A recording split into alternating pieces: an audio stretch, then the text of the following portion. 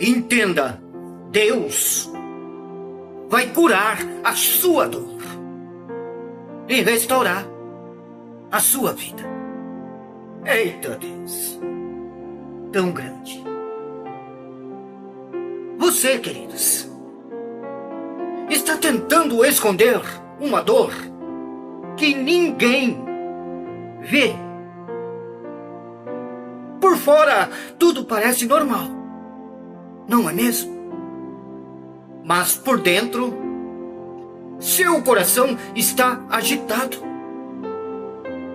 Existem feridas silenciosas que nem o tempo conseguiu apagar. Desilusões, perdas, rejeições, fracassos. E talvez hoje você esteja cansado, queridos, de fingir que está tudo bem. Mas Deus, Ele conhece sua dor. E Deus, queridos, não vai te deixar assim, desse jeito. Salmos, capítulo 34 e o versículo 18 diz assim: o Senhor está perto dos que têm o coração quebrantado e salva os espíritos abatidos. A dor, queridos, não é o sinal de fraqueza. Ele é, queridos, um clamor por cura. E Deus, Ele é especialista em tocar onde ninguém consegue. Deus, queridos, não ignora seu choro escondido, nem a lágrima que escorre no silêncio. Deus vê o que ninguém vê. E Ele ouve o que ninguém entende.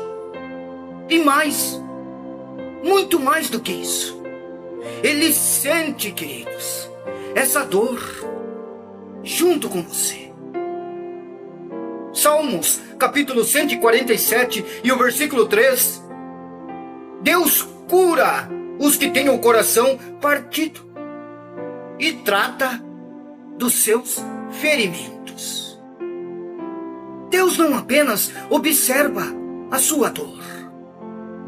Deus, Ele age para restaurar sua alma. Talvez o seu mundo tenha desmoronado, queridos. Mas Deus, Ele é capaz de reconstruir tudo do zero.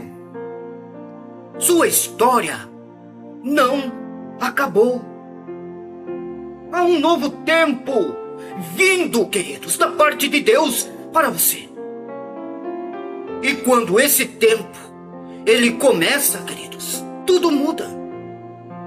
E Deus, queridos, vai até o fim com você. Jeremias, capítulo 29 e o versículo 11 diz: porque eu bem sei os planos que eu tenho para você, planos de paz e não de mal, planos para dar um futuro e uma esperança. Você não foi esquecido, não, queridos. Deus ainda escreve sua história com detalhe que você nem entende, mas que farão sentido, queridos, mais à frente. Ele está restaurando partes de você que nem você sabia que estavam quebradas. E mesmo, queridos, que pareça que nada está mudando agora, Deus está trabalhando em silêncio nos bastidores da sua vida. Hoje, entregue tudo, queridos, a Deus. Inclusive o que você nunca teve coragem de falar a ninguém. Diga a Deus, queridos. A cura, ela começa quando você para de resistir e começa a confiar. 1 Pedro, capítulo 5 e o versículo 7. Deus, Ele está te dizendo agora: entregue essa dor. Lancem sobre mim toda a sua ansiedade, porque eu tenho cuidado de você. Eu sei, queridos, exatamente o que você talvez esteja passando. E também sei que dói.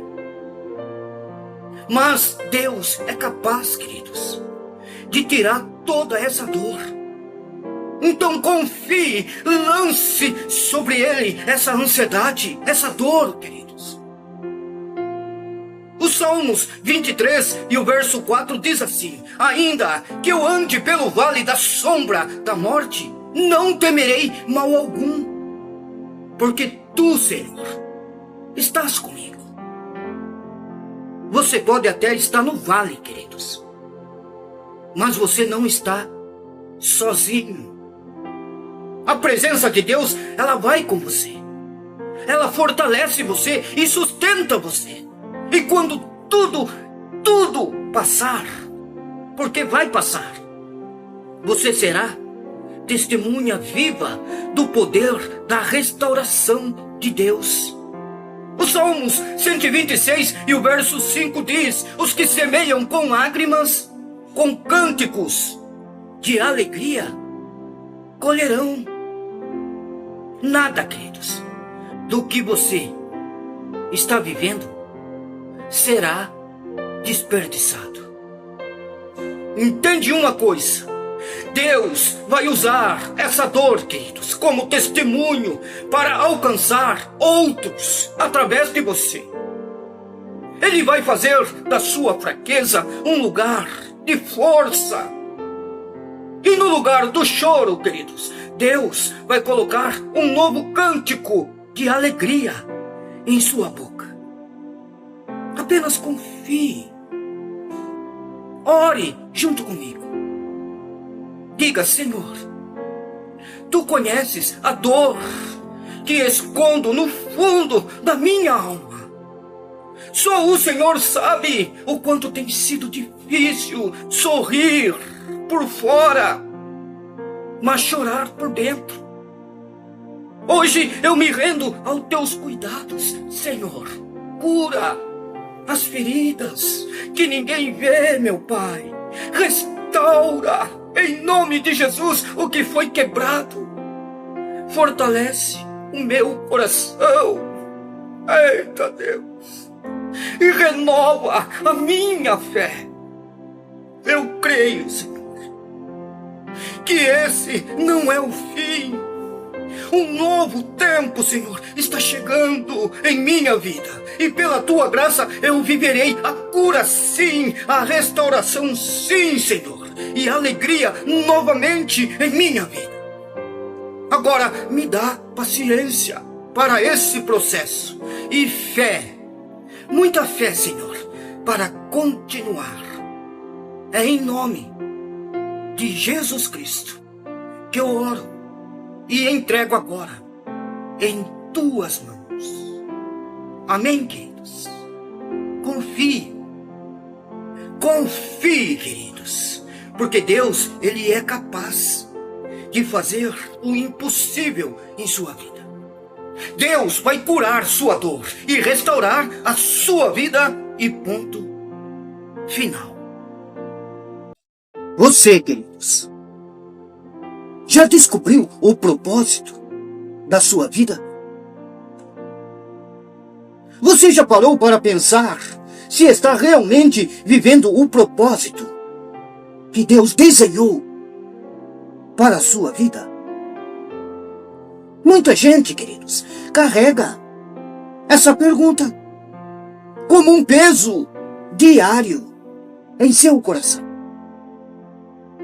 E diz: será que eu estou onde Deus quer que eu esteja?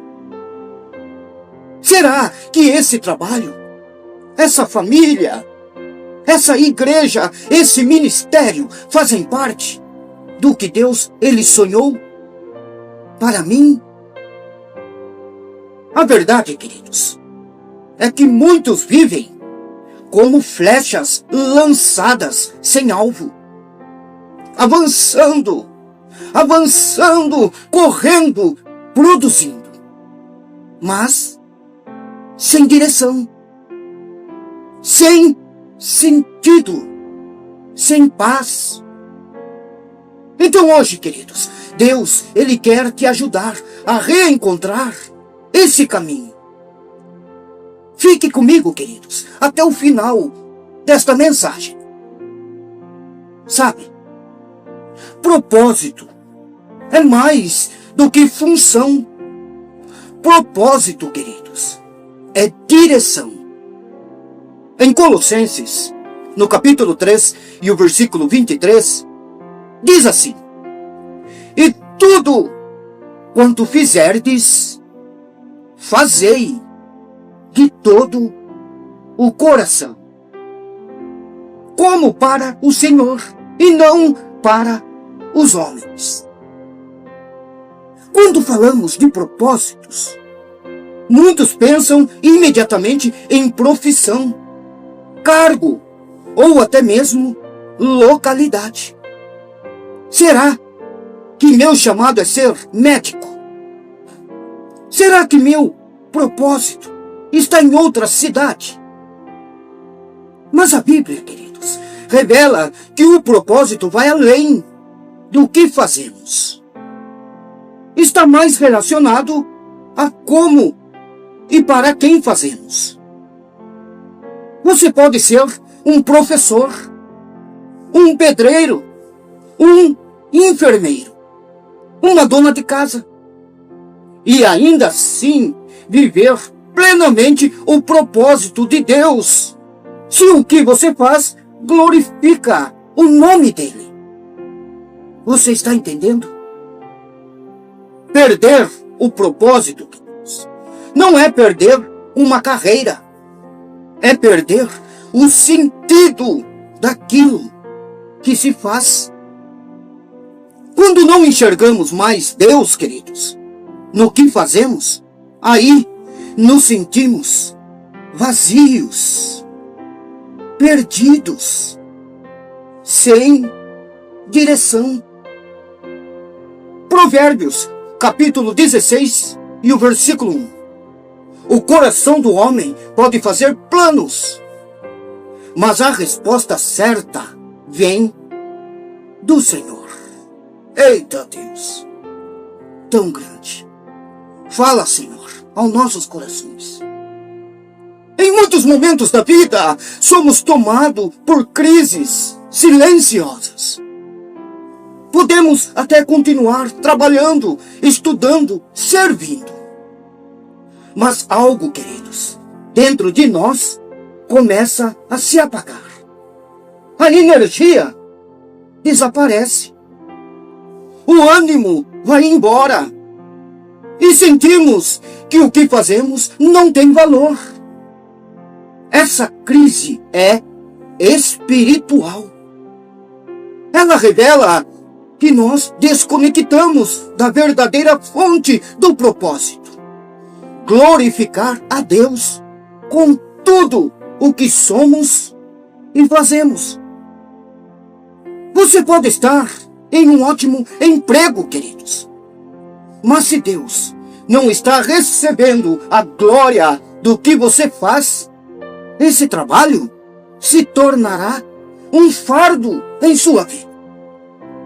Mas se Deus, Ele for glorificado até nas tarefas mais simples, você experimentará a plenitude.